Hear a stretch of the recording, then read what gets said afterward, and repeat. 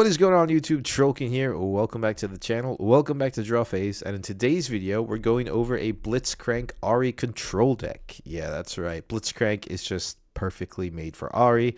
And this list is extremely fun, extremely controlly. It's hard for your opponent to actually do things because you're kind of dictating the flow of gameplay. But before we get into the video, if you haven't already, please subscribe. You automatically enter yourself to win a Proving Grounds box set once we reach 500 subscribers. And yeah, let's get straight to the video because this list is actually incredibly cool. So I got Piltover art card, fire it up. The legend is Ahri, Nine-Tailed Fox, obviously. When an enemy unit attacks a battlefield you control, give it -1 this turn to a minimum of 1. This is a static ability that will always happen just as long as you're holding. There are ways to, of course, add more minus might to your units, which we'll discuss in just a second. But also, it's just like a really cool legend. The colors also fit very, very well for control. And so if you're ever wanting to try out a control deck, by all means, this list is awesome. The deck list will be in the description. In terms of runes, we're running six calm runes and 6 mind runes. Yep, 6 and 6. Sorry. The battlefields will be Grove of the Willow. When you hold here, draw one. So essentially, like, the game plan is to get Ahri, our champion unit, onto a battlefield. And with Sona and with all the types of counters and tricks you can do to hold that battlefield, we're gonna dig deep into our deck, and then find more answers, more ways to stop your opponents from playing the game. We're also running the Dreaming Tree. The first time you choose a friendly unit with a spell here, each turn draw 1. So many things you can do with this. Obviously, on guards and discipline are ideal. However, if you actually even stupefy your own unit, right, when you're reacting to your opponent doing something in terms of, like, either conquering another battlefield or just playing some certain cards that don't really interact with the showdown, then you can actually draw up to 2 cards with this, with stupefy, if you're short on your hand. Play that very carefully, because sometimes they'll be like, oh, okay, well, he's minusing his own things, he doesn't have answers into his hand, so let's go all out and try to take the battlefield from him. We're also running the Arena's Greatest. At the start of each player's first beginning phase, that player gains 1 point. So we want to accelerate the game as fast as possible, and the Arena's Greatest is really great at doing it because it just, gives each of us a point. However, the way the deck is built, we're meant to hold early, and then through battle tricks and through minusing things, we just have an advantage on holding more so than a Master Yi deck would, and we'll get to that in a second. I'll explain what I mean by that. And yeah, just the fact that you can press the game by 1 step, then you only need 7 points to win.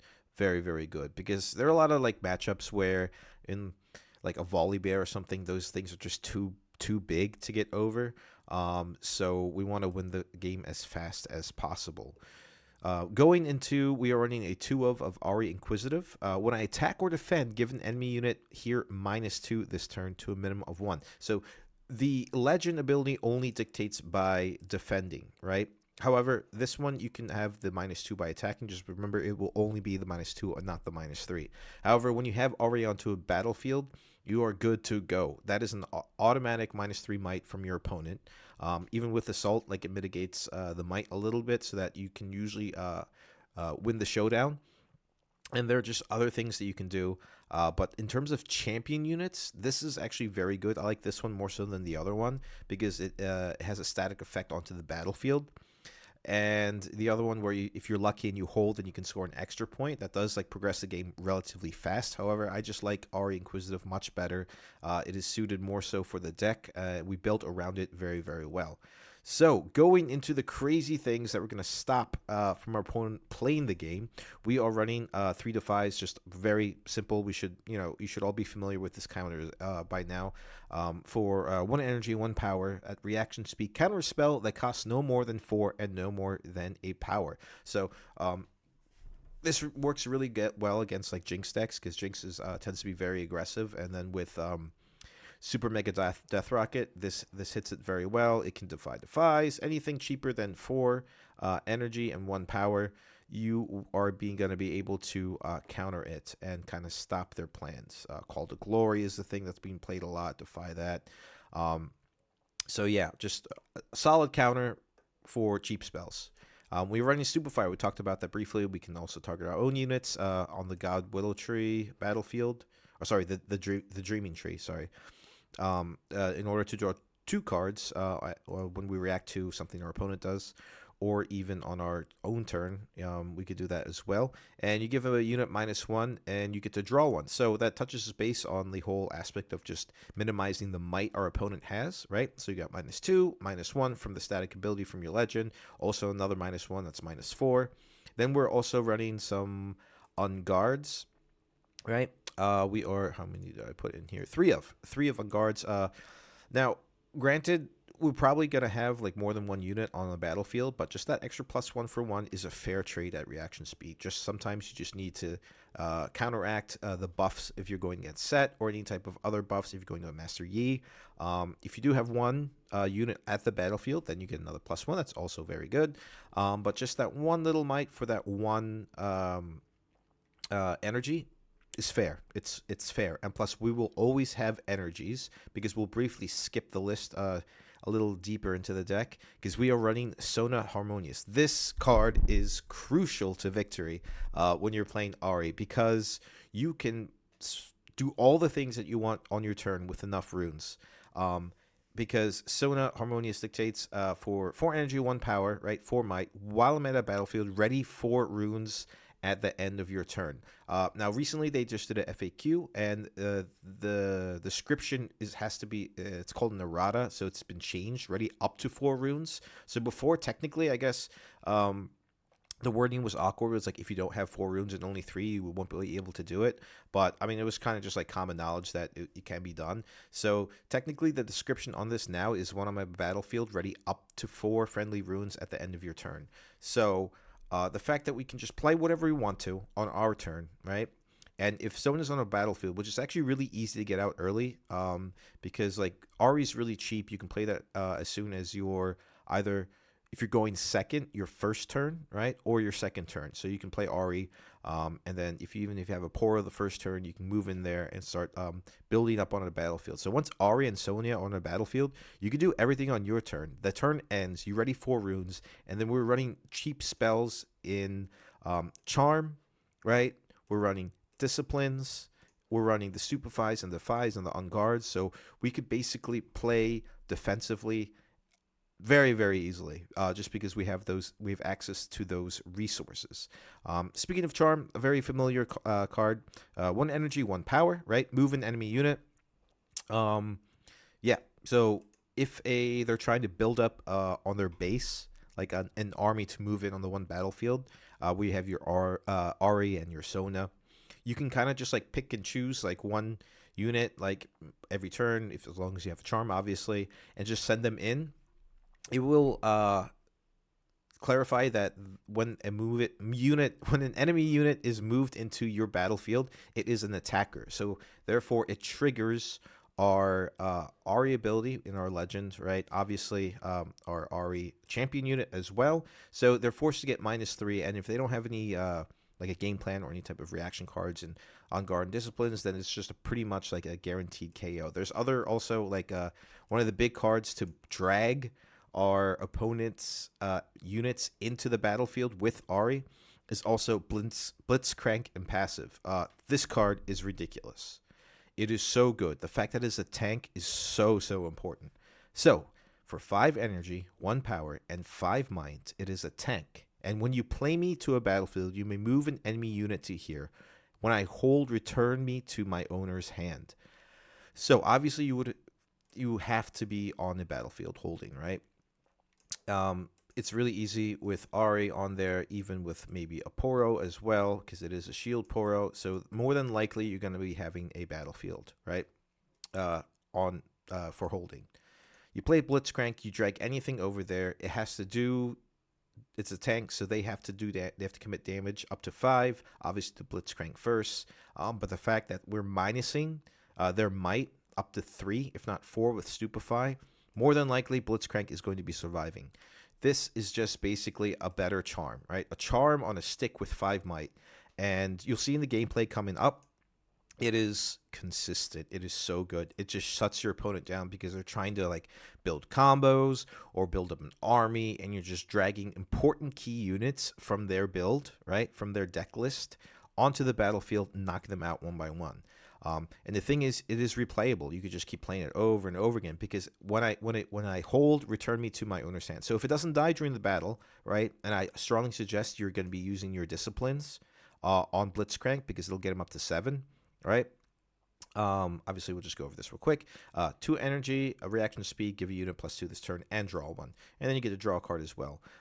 Blitzcrank, Ahri, Sona, onto a battlefield. It goes back to your hand, so you can play it again next turn to stop them from building up an army. It is just ridiculous. Like, it's so good, and almost like it feels bad because like you just shut down your opponent to where they often just end up conceding, right? Because it's just so annoying. And one other thing to commit to the deck list is something that a lot of people aren't really playing, but they should.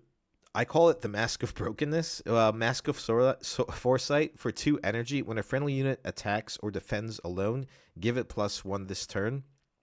Yeah, so obviously in a battlefield where you have Ahri and Sonas and everything, it's not going to work because they have to attack alone. However, in the early game, when you have Ahri onto the battlefield, the fact that it can get +1 and it's -3 in your other opponents, plus all the other tricks you could do with On Guard and Disciplines, like it is actually really consistent. Sometimes you just need to get over and conquer the other battlefield with any type of other cheap unit, or Sonas or Watchful Sentries, which we'll talk about in a second, or Thousand Year Watcher. I'm sorry.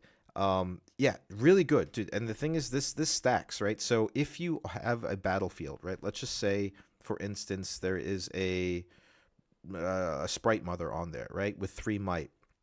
You move with Charm a unit on their side over while you have Mask of Foresight at your base because it is a gear, right? It gets the +1. Now, you could also use another charm, right? And then you also get another +1 because it stacks because there's been 2 different instances where a showdown has happened, and it says when a friendly unit attacks or defends alone. So technically, the one defense is going through, it gets a +1. Then if you use another charm, it gets another +1. So they do stack, which is crucial and really, really ridiculous how it moves that. Also, when you're moving around, and then you can somehow you can even move your unit onto another battlefield if you have the 3rd charm, right? Then that's technically an attack, right? So you get another +1. So they do stack, and it is a really, really cool card. Moving along, what's going on? Sorry, guys. We're running Stalwart Poro, just early game, 2 energy, 2 might unit for shield +1. Really, really good. Stacks with Mask of Foresight, obviously, because it will be alone, so it goes up to 4. And then you just want to get in there and then start holding by putting down your Ahri or your Sonas, getting all those runes, just snowballing up into not letting your opponent do anything. Ravenbloom Student, we're running 3 of. We are playing a bunch of cheap spells, so if this is onto a battlefield and you play a bunch of cheap spells, it gets +1 when you play a spell, basically, for 2 might, or for 2 energy and 2 might. So, for 2, you can spend up to 4 runes, and it becomes +2 for this, so it's 4, then a 5, then plus Mask of Foresight, it becomes a 6, then maybe an On Guard, then it becomes an 8. Like, it's just ridiculous because all these reaction speeds cards we have ready, again, because of Sona, because we get to ready those 4 runes. So absolutely insane.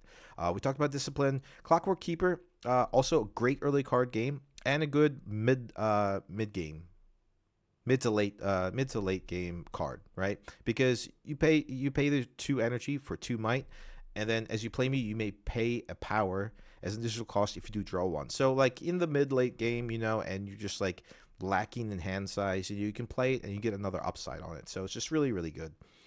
Sunlit Guardian, it has been the replacer of Wielder of Water, just because of that breakpoint with the damage from some spells. For instance, like Incinerate. The 3 might is makes a big difference, trust me. So for 3 energy and 3 might, shield and a tank. So you do have to, your opponent does have to kill this first in order to get by your other units. And it's just really good, right? with Mask of Swords, Foresight becomes a 4 if it's alone on a battlefield. Then you can get up to 6 with this, and a Discipline to 8. Like, it's just insane. Minusing 1, obviously, from your opponent from your Ahri Legend ability. It just gets ridiculous. Like, it's just so hard, and they have to do so much math.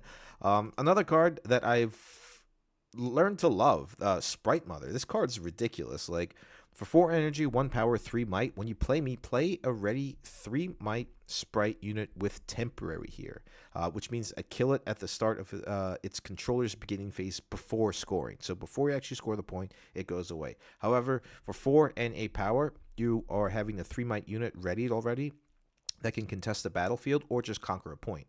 So you're developing 6 might on board for 1 turn, and then you have another 3 might unit at your base for the next turn. Just really good. I think if you're running blue in any type of control deck, even any type of spell slinger deck, this is just one of those cards that you need to run just to kind of contest battlefields and or just score some points. Yeah, really, really, really awesome card. We talked about Blitzcrank is kind of like the bread and butter of the deck. And then also the last card that we're running is the Thousand-Tailed Watcher. 7 energy, 1 power, 7 might, really beefy. For an accelerated cost, obviously, of 1 rune and 1 power, so it becomes 8 and 2. When you play me, give enemy units -3 this turn to a minimum of 1. Insane. So you can really just like -3 in everything. This also includes everything on base. It does not dictate that it has to be on a battlefield. It is just everything on base. So you pop this down. You can even start charming the things over with the -3. Then it's -6, right, with the Ahri and your legend ability if they're on a battlefield. And it's just, yeah, -16 stuff with also an accelerated Thousand-Tailed Watcher is just so good. And you can start charming them in and just taking out their opponent, taking out their units. So once you chip away like 1 by 1 by 1, you've been holding, you snowball up to a point where they just can't pop off with their combos or anything. It's great against Dazzling Aurora because Dazzling Aurora is like more late game stuff. And by then you've been holding and holding and holding, and by the time they start summoning stuff, you have all the tools just to kind of answer them. So in terms of matchups against the meta, it is really, really strong. Also to notice, one thing I want to start doing is actually looking at the rarity of the cards for when the game comes out, right? So all these cards are just rare and uncommons and commons. Like if we look at Thousand-Tailed Watcher, it is a rare. There are no epics. There are no overnumbered cards. Obviously, those are just alternate art. There's just rare, uncommons. So in terms of like when the game comes out, the viability of actually building this deck is really high because it's like a cheaper deck. So that's one thing I want to get into in the future videos. Other than that, like I had a comment from one of the subscribers saying that the last video was a little too noisy with like zooming in and zooming out on TTS. So I've structured this video with an overlay, obviously with some commentary as well, and just did a top-down view. So let me know what you guys think about it. I spent a lot of time doing that, so I hope you guys like it. Other than that, try it out, guys. Try it out. Like an upgrade to an Ahri deck is well needed. It feels refreshing. Okay, so Ahri is an epic, so that's the one thing. One epic card, so it's not that bad. Or two of them. Sorry. But yeah, let me know what you guys think. Play the deck out, even if you don't like Ahri control decks or something, or it's just not your gameplay. I suggest on TTS you give it a try, because then if you ever in that matchup playing your other decks, it's really helpful to know how the deck is structured and how it's played in order to fight against it. So I've talked enough. With that being said, thank you guys for your support. Your love on the videos has been just really great. Like, I've been really grateful for everything that you guys have been saying, commenting, and for all the new subscribers. Thank you. I can't thank you guys enough. So with that being said, I hope you all have a wonderful day and enjoy the gameplay. Peace. What is up, guys? Here we are again with a little bit of commentary over the match. In today's matchup, we have a set deck, more than likely running Dazzling Aurora against the Blitz Ahri control. Blitz standing for Blitzcrank, because it is just a card that needs to be in the deck. It really is. It just feels so good in it. Game plan is, as always, sometimes you have decks in Victor and or Darius, where you want to like fight for control, right? Kind of taking out their units. But since we are running a control deck, then we can pretty much navigate through the game by holding, shutting their game plan down. And that's kind of like what you want to do going into any type of like matchup. Obviously in the control matchup, like it's going to be a little different. You want to make sure to have cards to protect your own cards. In fact, you might even want to sideboard in a retreat if you know you're going against like a Kaisa deck and or a Annie deck and or a Lux deck, right? Because they just have so many burn spells, right? So you want to make sure you commit, you have a retreat in hand before you actually go into it. But like the battlefields will be the God Willow Tree, and which when you target a friendly unit, you get to draw a card once per turn, and the other one that buffs, that's obviously set 1. So looking at our hand, notice that the Sonya is there, and then we're good to go. Our champion unit will be the Inquisitive Ahri, so whenever it's holding, it gets the -2, right? Obviously, you want to mulligan for like some defies and or some like buffs. Our hand is looking really good right now with a Stupefy, a Discipline, a Defy, an Ahri. The only thing we're missing is actually a Blitzcrank, and then we're just pretty much good to go. I believe actually that's exactly what I top deck on my first turn. So with this hand is like pretty much golden, right? Okay, no, it isn't on guard. I think like next turn I get to draw the Blitzcrank. But yeah, as I said before, the game plan is to move in our champion unit to base when we can. We did whiff a little bit, like maybe an on guard or a discipline like I didn't really need, you know, like the Poro would have been Stalwart Poro would have been better, just so I can get to a battlefield, so I can play Ahri into the battlefield. He's going to commit to a Cythria of Cloudfield, right? So when you play another card, Cythria gets a buff. You know, standard set things doing set. So we do get to top deck another Ahri, which is good, because then we can kind of just like not so much be careless, however, like, you know, have a backup plan of another Ahri if it does get removed with any type of challenges or anything. So I move my Ahri into the base to commit a power into it. Obviously, that's just the way the game is. But as soon as I put my Sonya, once I commit to a battlefield, I can play it into Sonya, or I can play it with Ahri, right? And that way, I'll start readying 4 runes every single turn at the end of my turn, and that just makes you feel so safe. Like you just have to play it at the end of the turn. You're readying four runes, and since we are running like small spells, like in defies, on guards, disciplines, like it just feels really good. So he places Kianya, right? Moves into the pit where it gets buffs. Fortunately, he already has a buff, so and he conquers. He scores a point in conquering, obviously, but that effect won't happen to it. The thing is, he wants to have the battlefield for himself, so he can start playing into it and start buffing either his set or any type of big threats. So knowing that he has a 2 might unit onto the battlefield, right, I'm feeling pretty safe, because the Ahri has a passive effect where when it is also attacking or defending, it gets -2. So the Cythria will go down to actually 1, and I should be able to beat or win the showdown. So that's exactly what I do here. I'm just double checking to make sure. Okay, yeah, it's just attacking as well. Always read your cards, explaining the card. It goes down to 1, right? However, it does still have the buff on it, right? It is just buffed, right? Even though it is -2 from the effect. And I do get to draw my Blitzcrank, which is pretty sick that turn. So I have everything I need, really, like to feel safe. Like those are all the cards that you want in your hand is what I have in my hand. We go into a showdown. He ends up spending his buff. More than likely to play a Call to Glory. Yeah, Call to Glory. So Call to Glory gives a unit +3 as soon as you spend the buff on it. I will defy that, because that'll make, like, if Call to Glory were to resolve, then they would trade. So I want to save the Ahri. I want to put everything I can to making sure that Ahri survives onto the battlefield. It is the first step in winning the game. I then, he switches his turn, oh no, sorry, it's still my turn. I then commit to playing the Sonya there. score a point from the conquering, obviously.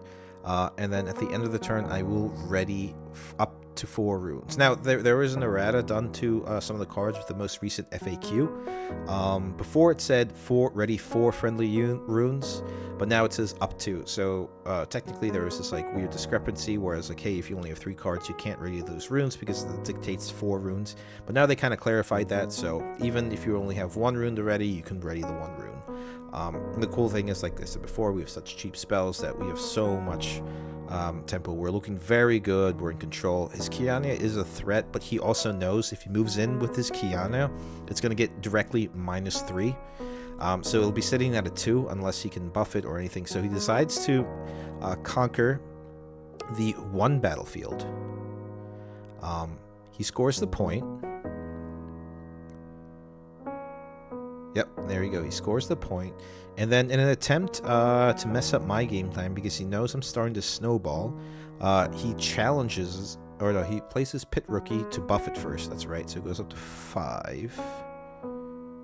Yep, 5 might. It will contest 1 or either, both of them. We have Sonya sitting at 4, Ahri obviously at 3. He's safe at the other battlefield because he's neither attacking nor defending. So cards like, I believe the challenge is what he plays next in an attempt to kill my Ahri or kill my Sona. He buffs it with Pit Rookie, sitting at 5. And then he tries to do some tricky stuff with a challenge. Yep, those are the runes. Yep. So he decides to try and challenge, targeting my Ahri. I will then commit, since I have ready runes, right, to a discipline in order to draw a card, giving Ahri 5. I'm trying to see what he does. I forget now. Yeah, tap 1 rune. I tap 2 runes. I'm sorry. Discipline happens, right? It's sitting at a 3. Then it becomes 5. So they would trade. However, I do have a Stupefy in hand. So not only do I get to -1 his Kiana down to 4. And then I will be sitting at a 5. So then I should win the challenge. That all stacks properly because challenge is at either action or no speed. And then first the Stupefy with -1, then +2. So if you're following the chain correctly, that should be. And then I used up all my runes, but because of Sona, that doesn't matter. You know, that's why I play the card, so I can ready, so I can react on their turn. If they would have taken out my Ahri, it would have really like shut me down. The Kianya is there; he would have been able to play for things. And also, he's like wasting resources by spending power to play challenge and stuff like that. So. Staying ahead in terms of resource management is also crucial to winning the game nowadays. And yeah, so not only, I also get to draw 2 cards from that interaction as well, which is really, really strong. Win the fight. My Sona and Ahri are very safe. I get another Defy. I get a Sprite Mother in hand from those 2 draws. He's moving in with another Cythria. And then passes turn. So, feeling really good.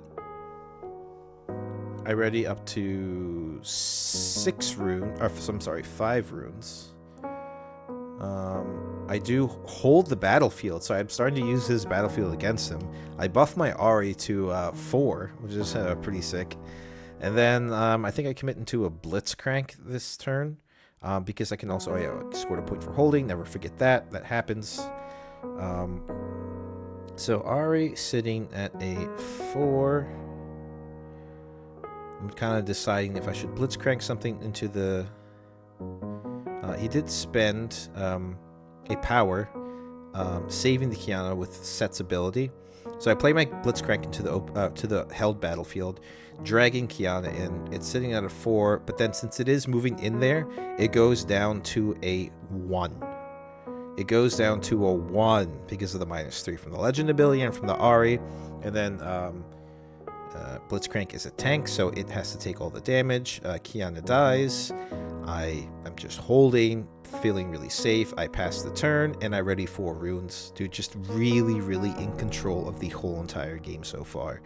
Unfortunately, Blitzcrank will pop it back into my hand. That's just the way the card works, right? If it doesn't die, which is fine because the effect is a enter the game effect. I would say enter the battlefield effect because I'm used to Magic the Gathering terms. However, it is well, technically it does have to enter a battlefield in order for it to really work. So yeah, it is an enter the battlefield effect. So now he's just kind of like contemplating. It's like, okay, so I've wasted a Kianya, I've wasted a power using sensibility, I've wasted a call to glory, it didn't work out. I've wasted a challenge, it didn't work out. Yeah, like I said, just controlling the game is so good with Ahri. You really dictate what they can and can't do, and especially moving around units to the battlefield that you are holding. It just shuts down like so much. Like that one, that Kianya had 4 might and it went down to 1, you know. So he does move in his Sathria into the other battlefield, drawing a card. I mean, not drawing a card, scoring a point. But you know, even though he is technically ahead on holding, the next turn I'm going to start being a little more aggressive because I've had so much control so far. He does play a what is that? I can't really see. Oh, yeah, sorry. It's a buff. He plays a buff on the Pit Rookie, I believe. Look at my hand on guard. Saying things that I can do. He's just trying to figure out a game plan if he wants to commit to something else. Thousand Tail Watcher's always a thing to do next turn and move in, playing the accelerated cost. That would dictate damage as well. Make sure I like steamroll over him. So pass turns to me. Score point for holding. I ready up, and I draw another Sprite Mother. Blitzcrank goes back to my hand right away. And I just have so many choices. I've so many outs in order to take the other battlefield easily. So I commit to a Sprite Mother. I get the token. It says temporary token, a 3 might sprite. It enters the battle, or enters your base ready. I then decide to commit to showdown. Showdown happens. Focus goes to him for any actions. Then focus will go back to me. I decide to on guard, giving it +2. So he's sitting at a 5.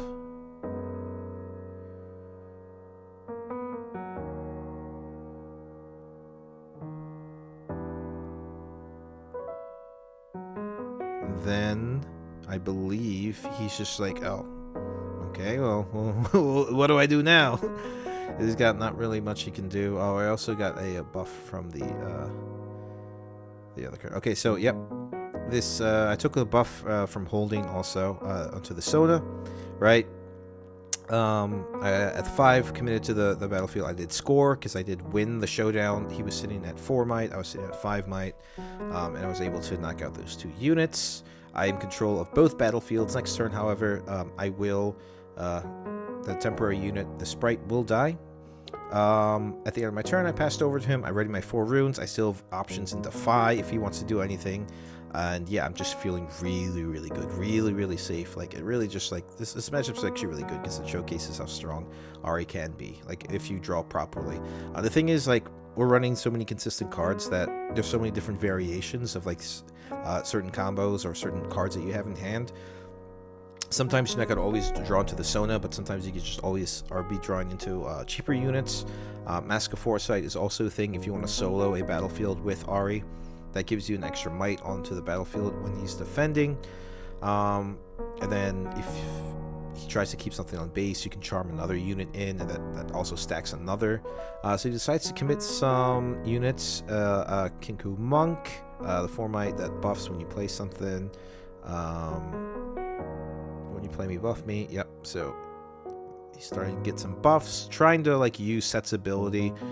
The thing is, if he's losing units so fast, right, he's really losing out on resources. And I want to keep trying killing units, and I want him to keep bringing stuff back, so he doesn't get into that area where he has enough resources to play Dazzling Aurora, because that's, even so then it's like it gets a little difficult.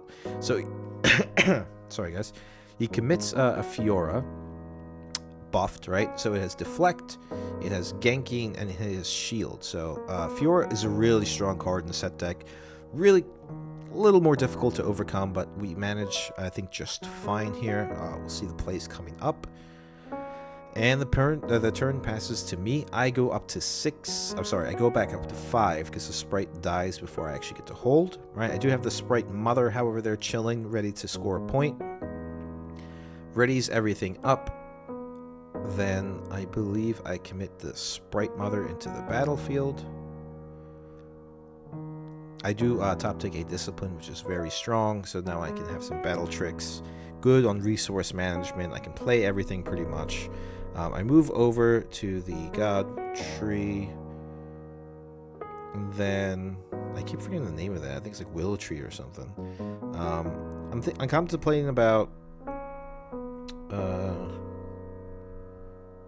Oh, accidentally put that into my hand. I tap 1, 2, 3, 4, 5. Yeah. And burn 1 for another Blitzcrank. Or for the same one, rather. Pulling Fiora into the battlefield. Now, it is targeting an ability, right? So, like, I'm using Blitzcrank's ability, so I do unfortunately have to pay the 1 power because of its deflect cost, right? So once that happens, it does come in. It does still have shield, but it is not defending. It is attacking because of the pull, right? So it's sitting at 5. Blitzcrank is also a 5. The trade would have been just fine, but I still want to try and hold on to my units as long as possible. Although I don't think I commit to. I don't think I have the runes. Yeah, I didn't have the runes for Actually, no, I think I wanted to save the discipline for the Ahri, right? So I was completely fine with the trade there, it seemed like. In hindsight, I would have, you know, if I had the runes, I would have played discipline, but it's fine because I completely forgot about the deflect cost. I think that was the issue. So turn passes over to him. I am in winning range right now because unless he can conquer both, then I think he just loses. There's no I think, he does just lose. And also I think in this situation he realizes he has no answers, right? He can't move in. He does spend the power to bring back Fiora. He loses its buff, so it's no longer mighty, so it doesn't have shield. And I think, yeah, at this instance, he does decide to concede because there is just nothing that he could have done. Nothing he could have done. So yeah, all in all, just like really consistent deck. Or did he concede, or did he start to move in? No, he decided to move in. Yeah, I'm sorry. I believe that happens momentarily. Yeah, so he moves in, trying taking this battlefield. But then I think at this point I do play the discipline on the Sprite Mother. I'm sorry, not even. Nine-tailed Fox happens and he loses 1. Right? So they would trade, however, I believe I commit to the discipline here. Yeah, yep, seems like it. Yeah, so I decided to commit to the discipline. I target it, not only because of the battlefield, I draw 1, but also because of the discipline, I draw another one, so drawing 2 cards on top of that. That's why this battlefield is ridiculous, because defensive standpoint is really strong. He then tries to challenge it. I believe that was an improper play. I don't think challenge is a reaction speed card. I just think at this point he was just trying to fish for anything. He even has an arena bar. But I think at this point he knows that there's nothing he can do to stop Blitzcrank, Ahri, Sona, Battle Tricks, Defies, all this other crazy stuff. So in this instance, he does decide to concede, and I will score the 2 points because there's just nothing he can do. Yep, action speed. So technically he wouldn't have been able to play that after discipline. So yeah, that's what we were discussing there at this point. He starts showing parts of his hand. He has his arena bar. And yeah, just all in all, really strong Ahri deck. I love it. You guys should definitely give it a try. Yep, he decides to concede, score the 2 points, and ends the game. Yeah, so yeah, that's just to showcase how strong the deck is. Hope you guys enjoyed the video. Hit a like and a comment if you have anything to say about it. Other than that, I hope you all have a wonderful day, and peace out.